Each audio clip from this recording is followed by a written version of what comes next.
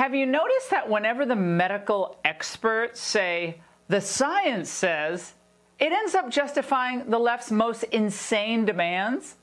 Now, I can remember when the science told us that Trump was overreacting by blocking travel from China, and I can remember when the science told us not to wear masks. I can also remember when the science said that reopening states early would mean skyrocketing deaths. The hospitals will be overloaded. Well, of course, the science invoked by the so-called experts was wrong every step of the way.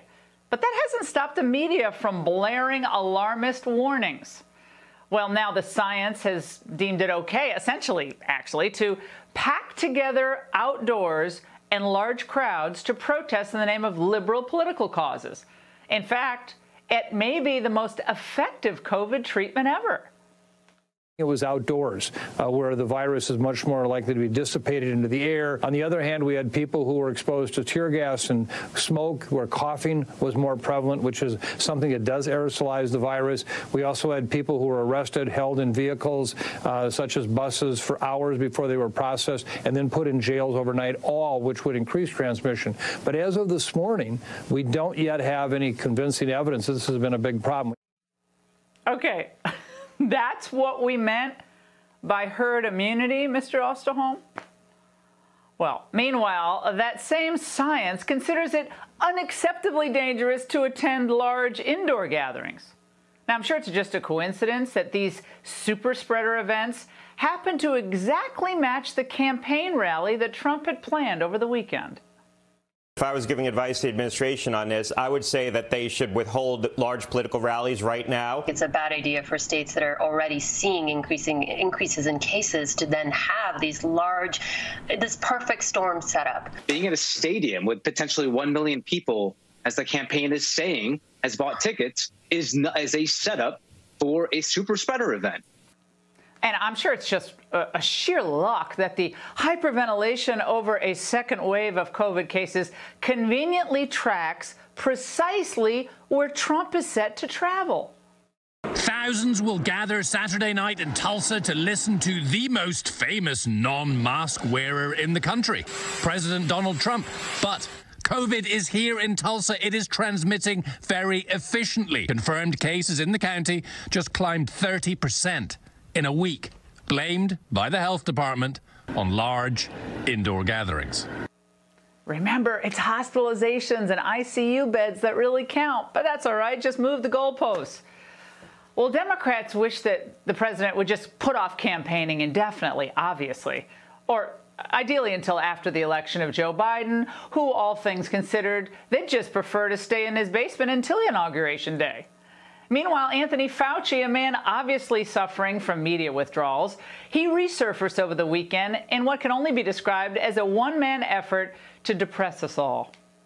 Now that we're slowly starting to get our lives back, ever so slowly, he told a British newspaper, "I would hope that we could get back to some degree of normality within a year or so, but I don't think it's this winter or fall." The medical deep state strikes again. Well, the bottom line for all of us is that the president and his campaign should simply not react to any of this alarmist COVID drivel from here on out. None of these people, sadly, including Dr. Fauci, can be really taken all that seriously anymore, given what we've seen, because science, just like journalism and entertainment, has become obscenely politicized. Now, why did none of these people, wailing about the health hazards of Trump's future rallies, voice any real sustained concern about the shoulder-to-shoulder protesters screaming at the top of their lungs, some not wearing masks, some taking them on and off?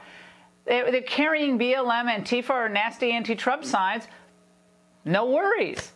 Why aren't they decrying the risque picnic that took place in Central Park over the weekend? Now, my friend's son couldn't get married in New Orleans. My high school buddy couldn't visit her dying brother. But angry agitators felt free to conduct a rave outside D.C. Mayor Bowser's home yesterday.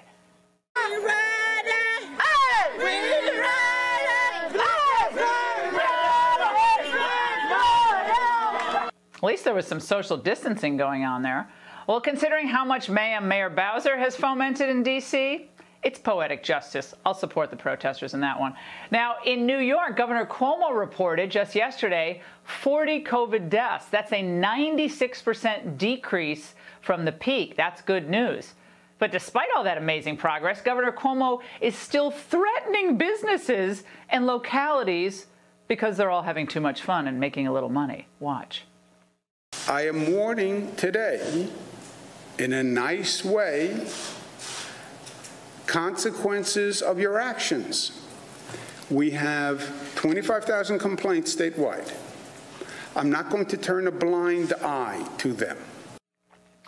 Not long after he issued that threat, hundreds of thousands of protesters filled the streets of Brooklyn for a Black Trans Lives Matter rally.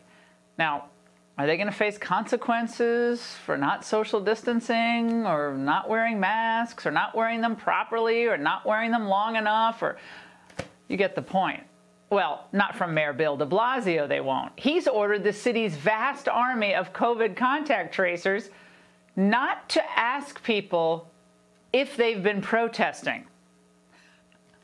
Well, that's not totally true. De Blasio did punish Brooklyn's Orthodox Jewish community for the heinous crime of going to the park. For their sins, de Blasio sent city workers to weld shut a park gate in the Jewish community of Borough Park in Brooklyn today. Now, the only thing that should be shut down at this point are the Democrats' political fundraising operations, given what's going on here. They need to be punished at the ballot box for how badly they botched this from day one. And at the same time, President Trump must convey a calm and confident message. I don't know, something akin to keep calm and wash your hands. Don't sneeze on people. Now it's back to the work for the rest of us. We've got to get our country back.